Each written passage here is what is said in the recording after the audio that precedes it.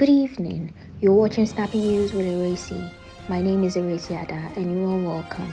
The headlines. Ghana STEM Education Roundtable held. Okudzeto Ablakwa asks a question over usage of presidential jet. Small-Scale Miners Association of Ghana expressed their disappointment over Akufo-Addo's comment on the burning of excavators. Moving on to international story, Bill Cosby denied parole after he refuses sex offender treatment program.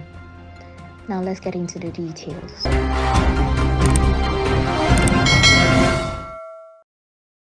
The Ghana STEM Education Roundtable Dialogue has been held in Accra in furtherance of Ghana's efforts to achieve the United Nations Sustainable Development Goals by the year 2030 through an economic transformation agenda.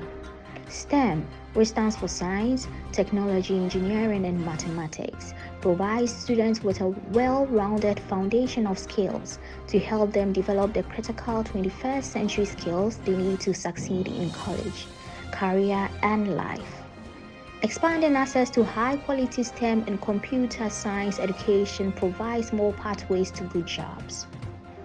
The meeting, which was held under the auspices of the Ministry of Education and the Ghana Education Service in collaboration with DreamOval Foundation and Partners, MEST, Dext Technologies, Foundervine and Nesta Challenges, was under the theme Understanding Ghana's STEM and Entrepreneurship Agenda and its impact on education in the 21st century.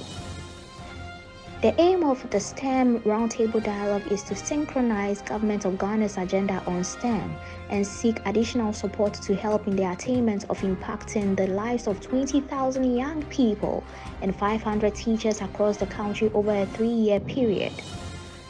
The Minister of Education, Dr. Ewura Esi Adda, who delivered a virtual speech, said in order for Ghana to compete globally, the country's STEM strategy should be creating the STEM pathway and pipeline for students to succeed.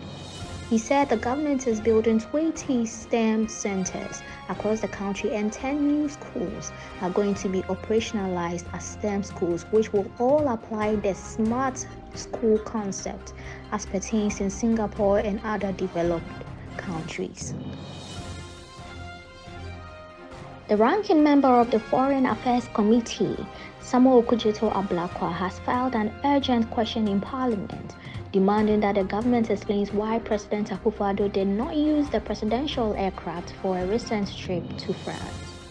According to the North Ongo Member of Parliament, it is an outrage and a blatant betrayal for Ghana to own a presidential aircraft in perfect working condition and charter aircraft for presidential travel.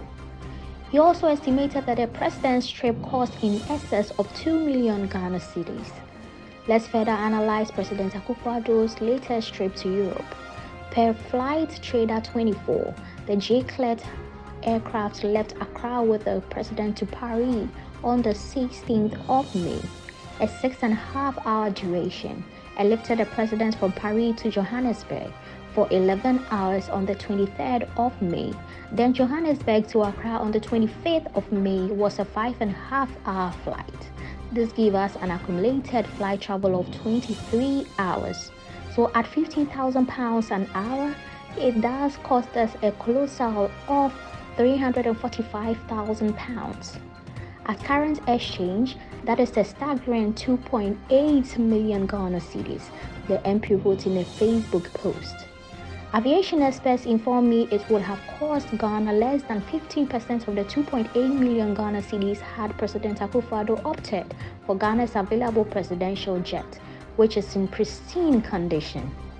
Alternatively, far more affordable travel arrangements are available, which could have aligned with the president's rhetoric for sympathy from the West for African nations. The irony is that President Akufo-Addo engaged in this fantastic extravagance on his way to France to go beg President Emmanuel Macron for debt cancellation. Needless to add that President Macron does not travel in such splendor, the MP said. The president of the Small Scale Miners Association of Ghana, Michael Pepa, has expressed disappointment in President Nana Addo Dankwa Akufo-Addo's endorsement of the banning of excavators seized from illegal miners. The president on Wednesday reaffirmed his determination to root out illegal mining and stated that the banning of equipment used for the pollution of water bodies and forest reserves will not cease till the criminal acts are halted. But speaking on the Accra-based radio station Star FM on Thursday, May 27, Mr. Pepa said he was shocked at the comments by President Akufo-Addo. He said they didn't expect the president to speak in the manner in which he did, adding that when we had a stakeholder meeting with them, they didn't mention anything about the banning of excavators. I don't think the president is a lawyer, because if he were, he wouldn't have spoken the way he did. And how dare we make the military appear as judges? We shouldn't embolden the military to go about banning excavators. That's not how rule of law works in a country. We were not expecting our president to speak like this honestly, he stressed. He added that, I know there are some who believe that the ongoing exercise of raiding our water bodies and forest zones of harmful equipment and machinery is unlawful and in some cases harsh. I strongly believe and disagree, and I will advise those who take a contrary view to go to court to vindicate their position if they so wish. That is what the rule of law is all about. Now on to some news that made headlines on the international front. American actor Bill Cosby was denied bail after being sentenced to up to 10 years in prison for his 2004 assault of Andrea Costand. The 83-year-old actor, who is currently serving 3 to 10 years in Pennsylvania State Prison after being convicted of sexual assault in 2018, has been denied parole nearly 3 years into his sentence. The Pennsylvania State Parole Board declined Cosby's parole request on May 11th, partly over his need to participate in a treatment program for sex offenders and violence prevention, and failure to develop a parole release plan, according to a state board action letter provided to USA Today. The board also cited a negative recommendation from the Department of Corrections. Cosby's representative, Andrew White, told USA Today on Thursday that the decision is not a surprise to the disgraced TV star because the board explicitly stated he would be denied parole if he did not participate in sexual violence predator courses. Thanks for watching Snappy News with Ewura Esi. Kindly like, share, comment, and do not forget to subscribe to my YouTube channel. I've got a new program premiering on 2nd June, so stay tuned. I'll come your way same time next week. Enjoy the rest of your evening.